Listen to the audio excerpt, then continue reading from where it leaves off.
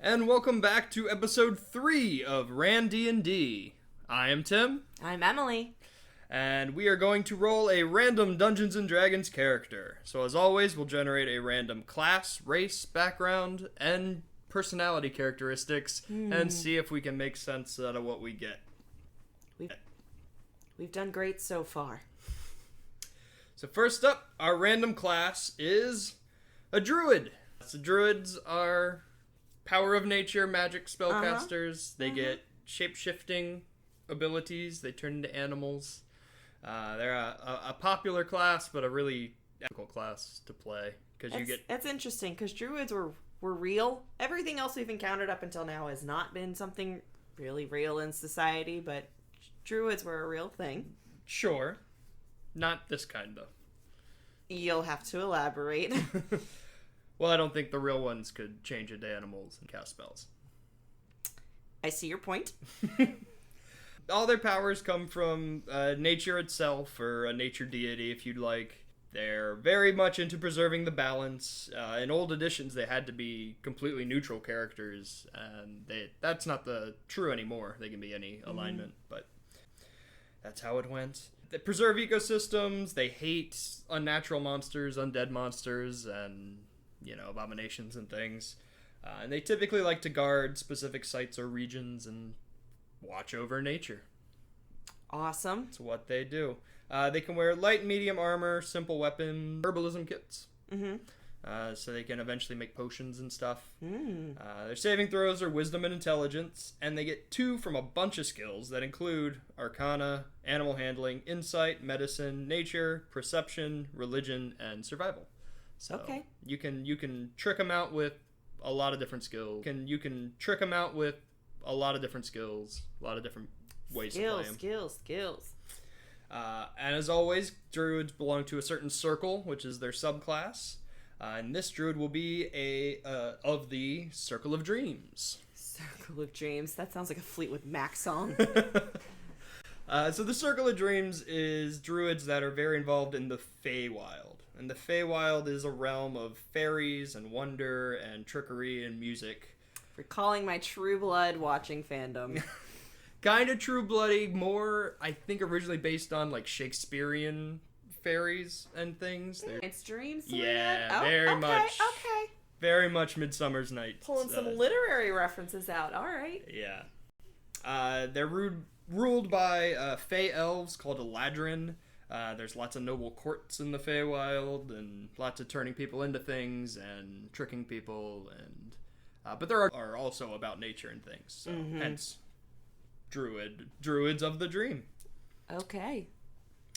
As a druid of the dream, you get a pool of healing that can be used to heal other characters. That's not a spell. That's just kind of an ability you can do. Pool of what? Like an ability pool, like a resource pool. They get So it's not like a literal cup of water. No. Throwing on people. They get a set number of dice that they can roll a turn and be like, "Hey, you, have some health." Oh, how kind. Which is very useful. They also get a hidden bubble. They just create this bubble for the party that the party can hide in and hang out in. They get access to quick teleportation type things, and they also get a bunch of dream spells. So they can commune in dreams and reach out to people, and very, dreamlike wandering kind of druids. Some Black Mirror stuff going on. Yeah, probably. Black Mirror and D&D crossover you never knew you needed. And Shakespeare. Oh. So we also need a race, and our race this time is going to be one of the monstrous races. These are the Kenku. The Kenku are little raven people. What? Yep, so they're raven people. A long time ago they had wings, but they were cursed, so they don't have wings. They just have a bird face and talons. And they also don't have their own voice anymore. People of Baltimore are pissed. They can only mimic other things that they hear, sounds, catchphrases. They perfectly mimic whatever they hear. Because of that, they get used a lot as minions for bad guys, as spies. I'm just picturing plague doctors. That's literally all I'm picturing. Big. Oh, that's terrifying. But think like dwarf height. That's worse. 3 to 4 foot high plague doctor masked raven people. Because they can't speak normally, their names are actually sounds of things that they hear and repeat. Think about it. Aren't all names sounds? Whoa. Mm-hmm. Deep. Mm-hmm. Deep. The Kenku are adventurers, survivors, usually outcasts from their close flock, because they're usually born into a close-knit flock of other Kenku. And the adventurer ones have made their way out of that flock for some reason. They're weird little creatures. Yeah, Kinda I'm having creepy. a little trouble wrapping my head around it, but So we'll also need a background for our Kenku druid. Mm-hmm. And we get hermit. So hermits are secluded or sheltered. Right. They're out in either alone or in North Korea in a D&D world. but personable. Well, yeah. Hermits are proficient. Hermits are proficient in medicine and religion. They're also proficient in herbalism kits, so that's kind of wasted because we're already proficient because we're a druid. Mm-hmm. You also gain a language that I guess you've learned as you sit alone in your hut. So you're not just bound to the sounds that you make as whatever your race is. Sure. We also need a reason that we are secluded, and they retreated from society after a life-altering event. Okay. Good reason. Mm-hmm. And they've also made a powerful discovery in their hermitage. So while we were locked away, they learned a unique and powerful secret of the cosmos, gods, a specific site, or a specific relic. So what kind of power does the secret have? Do you know? Is it something that... As a DM, I would get to make it up. Interesting. So that's one of the things, before this player played, I'd be like, well, here's the secret that you learned about this world that no one else knows. And they would have that in their back Frank pocket. Underwood pushed that girl off the platform in Yes. House of Cards. That's the secret I'm going to give them. Absolutely. Frank Underwood's a murderer. Uh-huh. Oh, goodness. All right, personality characteristics. So our druid hermit Kenku feels tremendous empathy for all who suffer. Okay. Their ideal is logic. Emotions must not cloud our sense of what is right and true or our logical thinking. Lawful. I was going to say, this feels lawful good to me. Already. First 2 rolls. Lawful good. Mm. I think you're right, though. I'm just trying to attribute to whatever the email signature is for lawful good. Their bond is they entered seclusion because they loved someone they could not have. Oh, breaks your little heart. Long lost love. Mm-hmm. And their flaw is that they let their need to win arguments overshadow friendships and harmony. So very kind of like Rain Man-y, logic mind, I am right, no one else can be right. Yeah. But very empathetic for suffering. Those two things don't seem to mesh in my mind. I mean, you could be kind of a dick until you've hurt someone's... My mind. I mean, you could be kind of a dick until you've hurt someone's feelings, then feel really bad about it. I guess. See, I'm just picturing the guy that says something mean to you and that just says, I'm trying to be honest. Just totally uncalled for. So. But that guy's not empathetic that he made you feel bad. For making you feel bad. I guess that's true. That guy's the worst, whoever that guy is. I agree. So for alignment, I think you're right. Lawful good tends to feel like where this person is at. Mm-hmm. If you want to downplay the empathy, you could go lawful neutral with them, I suppose. But I don't think that fits as well. Lawful good right druids. On the money. So for skills, we already had medicine and religion, which medicine is a wisdom skill and religion is an intelligence skill. Druids are going to have high wisdom anyway, because that's how they cast their spells. They're just wise people. So now we've reached the nerd of our high school party. There you go. The environmental nerd that wants to save the turtles with their plastic straws. It's that girl. So we're going to load her up on wisdom skills, so insight and perception. Insight is what you roll when you try to tell if somebody's lying or being truthful. Or you want to know their motivations behind what they're saying. That's insight. And perception's just being perceptive of all things. Great defining, babe. Using the word in the definition. Uh-huh. High quality. Top notch. Yeah, so I'd say we're definitely going to try in the stats to max out your wisdom as much as possible. A little bit of intelligence doesn't hurt. They're going to be very dexterous because they're a Kenku, and bird people are very dexterous.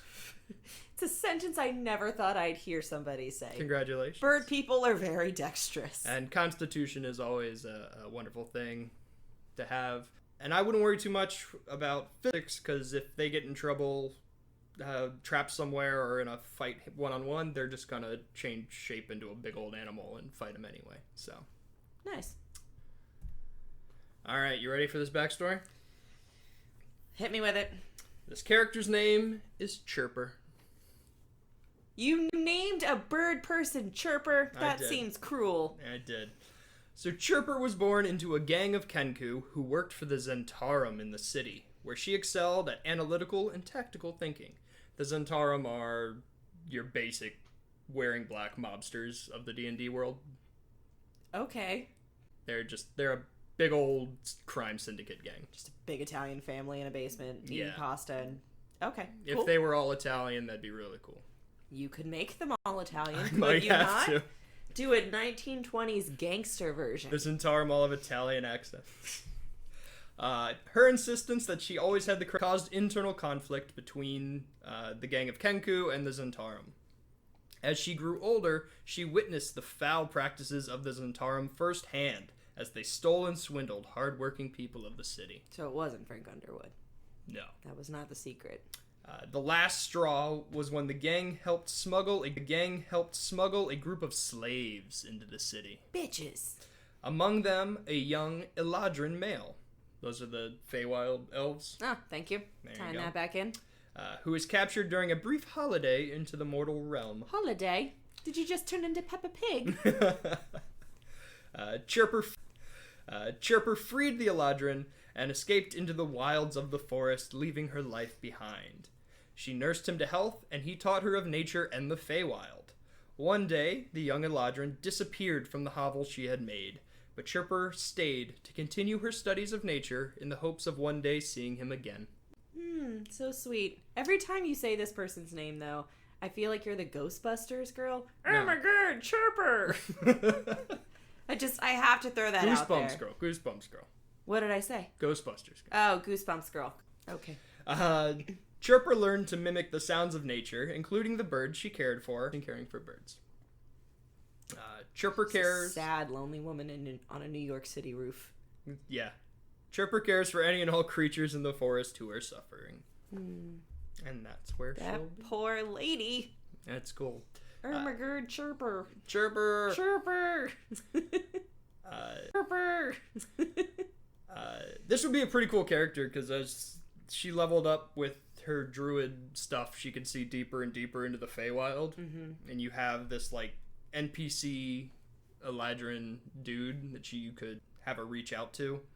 I think eventually it's always cool to give Kenku characters the opportunity to get their wings back, overtake the curse of their people, and be able to fly. So I'd probably do that. As a druid, they'd be able to fly eventually anyway, so it wouldn't hurt just to give the character their own Every wings. time a child sings, a chirper gets its wings. There you go. Oh, what a happy ending. It'd be wonderful. And then, of course, you get some fun Feywild adventures if she actually manages to end up there, and you have to deal with the Feywild and Shakespearean Midsummer's Night's Dream. So it wasn't necessarily somebody she wasn't supposed to love. Also, did we decide that this is a female? I did. He just up and left her in the middle of the night. Maybe. Ghosted her. Real hard. You can play with that. Who knows? I mean, typically elves aren't supposed to be with mortal people anyway, so it's kind of a forbidden love. And specifically not a bird person who can't speak.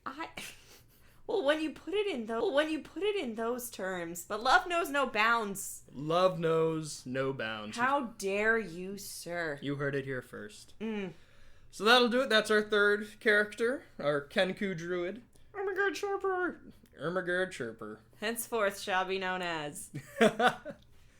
We will be back We will be back shortly. If you liked this episode, please leave a like or subscribe or do all those normal things. Podcast things. We will be back soon.